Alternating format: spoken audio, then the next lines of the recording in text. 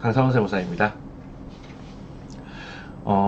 회계 기준이라는 것은 1929년도 대공황 이후에 회계에 대한 스탠다드를 만드는 작업이 시작되었고, 1930년대에 회계에 대해 근대 현대 회계가 시작되었다고 말씀드렸습니다. 기업들이 이제 경영의 내부 관리 목적을 위해서나 혹은 이제 정보 이용자들을 위해서 경영 성과를 공유하기 위해서 정해진 회계 원칙에 따라서 재무제표를 작성하게 되는데, 이 정해진 회계 원칙이 기업회계 기준이라고 합니다. 기업회계 기준은 크게 갭과 IFRS로 나뉩니다.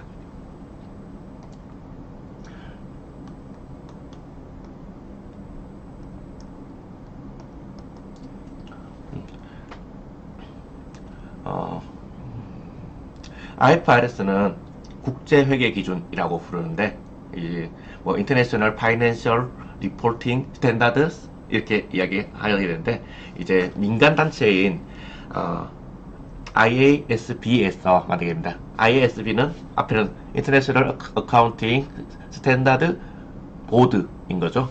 실제로 예전에는 IASC라고 해서 뒤에 커뮤니티 위원회에서 만들었는데, 1973년도에 10개 국가, 이때는 미국도 들어가 있었습니다. 미국, 영국, 호주, 캐나다, 프랑스, 독일, 일본, 멕시코, 네덜란드, 아일랜드 등이 위원회를 만들어서 처음으로 IAS라는 것을 공부하게 됩니다. 이것이 나중에 IFRS로 명칭을 바뀌게 됩니다.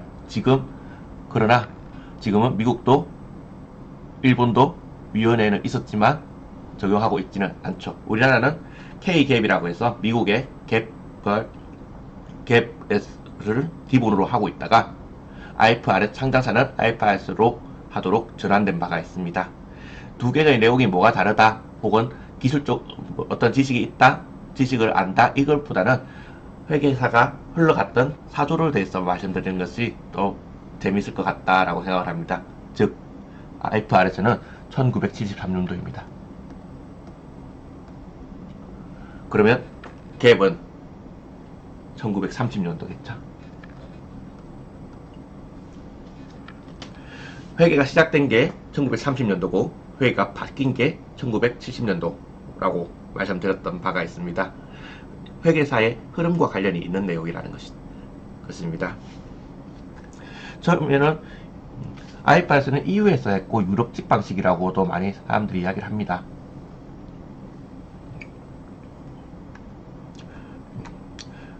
현재는 우리나라는 2009년도부터 도입을 시작해가지고 2011년도에 IFRS를 기본적으로 모두 창장기업은 모두 IFRS를 적용하도록 하고 있습니다. IFRS는 국제회계 기준이죠. 상대적으로 갭은 General Accepted Accounting Principle에서 일반적으로 받아들여진 회계 원칙이라고 읽습니다. 이것은 국내용이죠.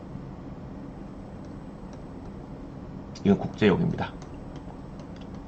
뭐가 다르냐 하면 이 기업에 있는 회사와 이 나라에 있는 회사와 저 나라에 있는 회사를 비교하기 위해서 나온 게 IFRS입니다.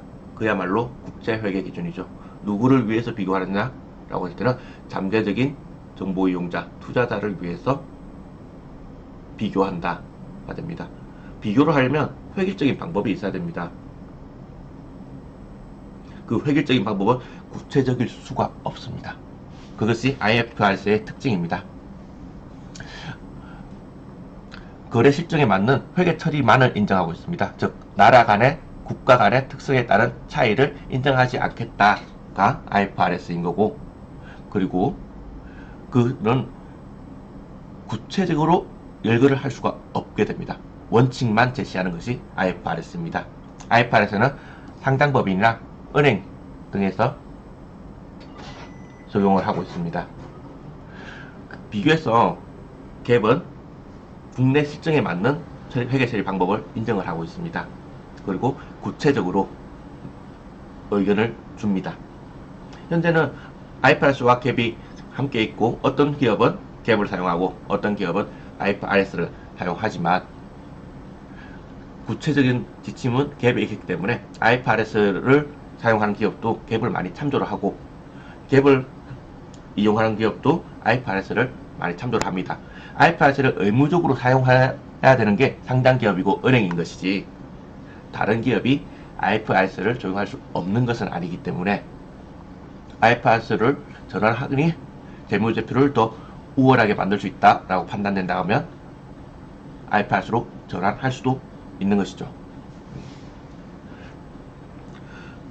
가장 큰 차이점은 누구에게 적용되는가인 것입니다. 하지만 강제는 아니다 있고, 실제로 IFRS는 EU가 주도한 국제회계 표준이고 거의 166개국 정도, 우리나라를 포함한 많은 나라들이 IFRS를 사용을 하고 있습니다. 하지만 그 중에 우리와 친밀한 경제적으로 많이 연관되어 있는 미국, 중국, 일본이 없죠. 미국은 갭을 사용하고 중국은 CAS라고 해서 Chinese Accounting Standard를 사용하고, 일본은 J-갭이라고 해서 일본의 회계, 기업 회계 기준을 사용하고 있습니다.